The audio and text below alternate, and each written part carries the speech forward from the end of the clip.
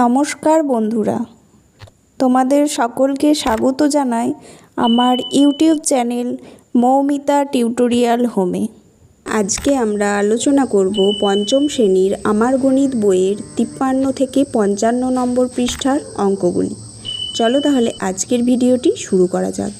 53 নম্বর পৃষ্ঠার অঙ্কগুলো আমরা দেখব। হাতে কলমে কি আছে, কাগজের টুকরো নিয়ে 12 ও 18-র গসাগু খুঁজি। প্রথমে একটা কাগজের টুকরো নিয়ে 12টা ভাগে ভাগ করা হয়েছে, পরে একটা কাগজের টুকরো নিয়ে 18টি ভাগে ভাগ করা হয়েছে। লম্বা টুকরোর ওপরে ছোট টুকরোটা বসিয়ে বাকিটা কেটে নিলাম ও পেলাম। লম্বা টুকরো মানে 18টার ওপরে 12টা বসিয়ে কেটে নিলে ক ঘর থাকছে? 6 ঘর। তাহলে কি বলছে, 12টি বর্গের টুকরোর ওপরে ছোট পড়ে থাকা টুকরো বসিয়ে কেটে নিলাম, অর্থাৎ 12 ঘর লম্বা টুকরো থেকে 6 ঘর লম্বা টুকরো বসিয়ে কেটে নিলাম। তাহলে 18 থেকে 6 চলে গেল, 12 থেকেও 6 চলে গেল, কত পড়ে রইল? 6। দুটি টুকরোর সমান, অর্থাৎ 6টি বর্গাকার টুকরো আছে। তাহলে 12 আর 18-র গসাগু কত হলো? 6। ভাগ প্রক্রিয়ার সাহায্যেও পাশে গসাগুটা করে দেওয়া হয়েছে। প্রথমে 12কে 18 দিয়ে ভাগ করা হলো, 12 × 1 = 12। তাহলে ভাগশেষ কত থাকছে? 6। ভাগ প্রক্রিয়ার নিয়ম কি? ওই 6কে দিয়ে আবার 12কে ভাগ করব। তাহলে 6 × 2 = 12 হলো। কিন্তু আমাদের গসাগু কোনটা বেরোবে? 1 বা 2 ওগুলো কোনোটাই নয়, আমাদের গসাগু বেরোবে 6টা। তাহলে 12 আর 18-র গসাগু হলো 6। ভাগ প্রক্রিয়ার সাহায্যে দেখি 14টি গোটা আপেল ও 21টি কমলা লেবু সবচেয়ে বেশি কতজনের মধ্যে ভাগ করা যায়। তাহলে ভাগ প্রক্রিয়ায় কিভাবে করব? 14কে প্রথমে 21 দিয়ে ভাগ করব। 14 × 1 = 14 করা হয়েছে। এবার আমরা ভাগশেষ কত থাকছে দেখব, 7। 7কে আবার 14 দিয়ে ভাগ করব। তাহলে কত হচ্ছে? 7 × 2 = 14। তাহলে কত আমাদের ভাগ প্রক্রিয়ার সাহায্যে গসাগু হচ্ছে? 7। তাহলে 14 ও 21-এর গসাগু কত হলো? 7। সর্বাধিক 7 জনের মধ্যে 14টি গোটা আপেল 21টি কমলা লেবু সমান ভাগে ভাগ করা যাবে। প্রত্যেকে গোটা আপেল পাবে। 14 ভাগ 7 করলে কত হচ্ছে? 2। তার মানে গোটা আপেল কটা পাবে? 2টি করে পাবে। আর গোটা কমলা লেবু কটা করে পাবে? 21 ভাগ 7 করলে কত হচ্ছে? 3। তাহলে গোটা কমলা লেবু পাবে 3টি করে। এখানে কাঠির সাহায্যেও করে দেওয়া আছে। 21টা কাঠি আছে, পরের লাইনে 14টা কাঠি আছে, বাদ দিয়ে দিলে কত থাকছে? 7। দুটো থেকে 7 বাদ দিলে 7 থাকছে। তাহলে দুটিতে সমান কাঠি আছে, সমান কাঠির সংখ্যা 7। 21 ও 14-র গসাগু কত হচ্ছে? 7। ভাগ প্রক্রিয়ার সাহায্যে গসাগু নির্ণয় করতে বলেছে নিচের অঙ্কগুলো। ভাগ প্রক্রিয়ার সাহায্যে গসাগুগুলো আমরা করে নেব। প্রথমে আছে 7 ও 6। তাহলে 6কে আমরা 7 দিয়ে ভাগ করব। 6 × 1 = 6 করা হয়েছে। এবার ভাগশেষ কত থাকছে? 1। এবার 1টাকে আবার 6 দিয়ে ভাগ করব। 1 × 6 = 6।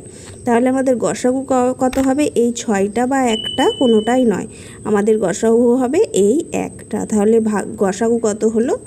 1। ক্ষয়েরটা আছে 9 ও 12। তাহলে 9 দিয়ে ভাগ করছি। 12কে 9 × 1 = 9। আমাদের ভাগশেষ আছে 3। 3টাকে আবার এই 9 দিয়ে ভাগ করব। তাহলে কত হচ্ছে? 3 × 3 = 9। আমাদের গসাগু কত হচ্ছে? এই 3টা আমাদের গসাগু। পরেরটাই আছে 15 আর 25। তাহলে 15কে 25 ভাগ করব। 15 × 1 = 15। আমরা ভাগশেষ কত পেয়েছি? 10। 10কে আবার এই 15 দিয়ে ভাগ করব। 10 × 1 = 10। আবার ভাগশেষ থাকছে 5।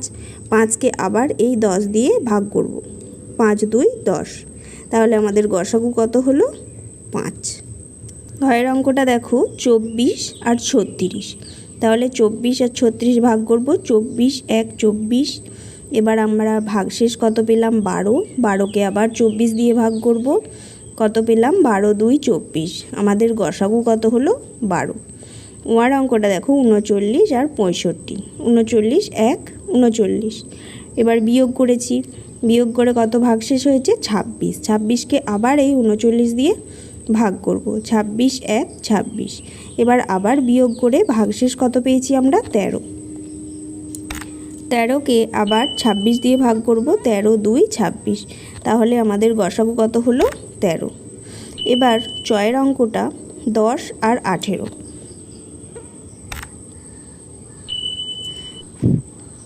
10 1 10 করেছি, ভাগশেষ কত পেয়েছি 8, আবার 10 দিয়ে ভাগ করব, 8 1 8, আবার ভাগশেষ কত পেলাম 2, আবার 2কে আবার আমরা 8 দিয়ে ভাগ করব, যতক্ষণ ভাগশেষ থাকবে ভাগ করব, 2 4 8, তাহলে আর ভাগশেষ নেই, তাহলে কত গসাগু পেলাম 2।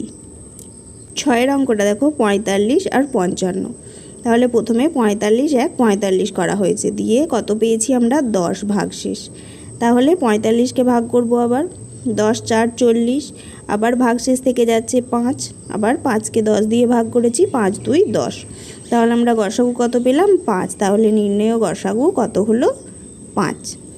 বর্গীজ 22 আর 33, তাহলে 22 1 22, 11 থাকছে, 11কে আবার 22 দিয়ে 11 2 22, কত গসাগু পেলাম আমরা 11।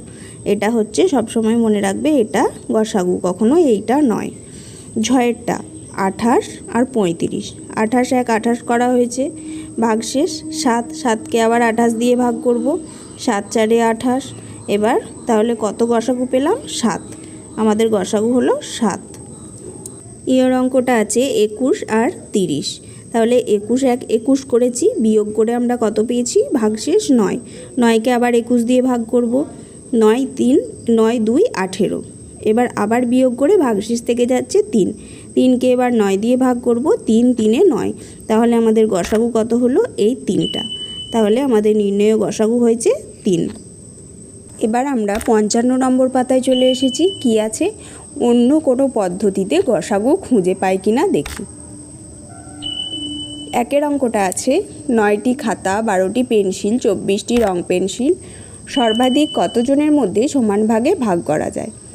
প্রত্যেকটা সংখ্যাকে আলাদা আলাদা করে উৎপাদকে বিশ্লেষণ করা হয়েছে। 9কে করা হয়েছে 1 3 3, 12কে করা হয়েছে প্রথমে 2 গুণ 6 করা হয়েছে, তারপরে 6কে 1 3 2 3, আর 24কে ভাঙা হয়েছে প্রথমে 2 গুণ 12, তারপর 12কে ভেঙে 2 গুণ 6, তারপরে 6কে ভেঙে 1 2 3, তাহলে 9-এর উৎপাদক পেয়েছি 1 গুণ 3 গুণ 3, 12-র উৎপাদক পেয়েছি 1 গুণ 2 গুণ 2 গুণ 3, 24-এর উৎপাদক পেয়েছি 1 গুণ 2 গুণ 2 গুণ 2 গুণ 3, তাহলে সর্বাধিক 3 জনের মধ্যে 9টি খাতা আমরা কত পেলাম, সাধারণ উৎপাদক 3, প্রত্যেকটার মধ্যেই 3 আছে, তাহলে সর্বাধিক 3 জনের মধ্যে 9টি খাতা, 12টি পেন্সিল, 24টি রং পেন্সিল ভাগ করা যাবে। প্রত্যেকটিতে কত সাধারণ উৎপাদক হচ্ছে 3, তাহলে গরিষ্ঠ সাধারণ গুণনীয়ক হলো আমাদের 3, তাই গসাগু 3। এবার 2-এর অঙ্কটা কি আছে 12 18 24, একসঙ্গে 3টে গসাগু আমরা উৎপাদকে বিশ্লেষণ করেছি। প্রথমে 2 দিয়ে ভেঙেছি, 2 6 12, 2 9 18, আর 2 12 24, তারপরে দেখলাম ওটাকে 3 দিয়ে ভাঙা যাবে, কি করলাম 3 2 6, 3 3 9, আর 3 4 12, তাহলে আমরা সাধারণ উৎপাদক কী পেলাম 2 আর 3, তাহলে গসাগু কত হলো 2 গুণ 3 সমান 6। এরকম একই রকমভাবে আমরা 3-এর এবং 4-এর অঙ্কটা করে নেব। 3-এর অঙ্কটা কি আছে, সর্বাধিক কতজনের মধ্যে 22টি গোটা লিচু ও 66টি গোটা কালোজাম সমান ভাগে ভাগ করা যাবে। তাহলে 22 আর 66কে আমরা প্রথমে গসাগু বের করব, তাহলেই আমরা উত্তর পেয়ে যাব। 22 আর 66কে একসঙ্গে ভাঙব, 2 দিয়ে ভাঙছি, 2 11 22, 2 33 66, তারপর 11 দিয়ে ভেঙেছি, 2 11 11, আর 11 3 33, তাহলে সাধারণ উৎপাদক কী পেলাম 2 আর 11, তাহলে গসাগু কত হবে 2 গুণ 11 সমান 22, তাহলে আমরা কি পেলাম সর্বাধিক 22 জনের মধ্যে 22টি গোটা লিচু আর 66টি কালোজাম সমান ভাগে ভাগ করে দেয়া যাবে। 4-এর অঙ্কটা আছে 75 লিটার কেরোসিন তেল ও 25 লিটার পেট্রোল সমান মাপের টিনে এমনভাবে ভর্তি করে রাখতে হবে যাতে 2 প্রকার তেল মিশে না যায়। কমপক্ষে কতগুলি টিনে তা করা যাবে, প্রতি টিনে কত লিটার করে তেল ধরবে।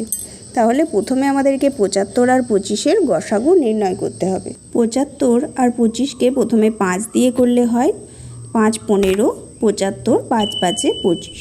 তারপর আমরা আবার 5 দিয়ে করলে 5 3 15, 5 1 5। তাহলে আমরা সাধারণ উৎপাদক কী পেলাম? 5 গুণ 5।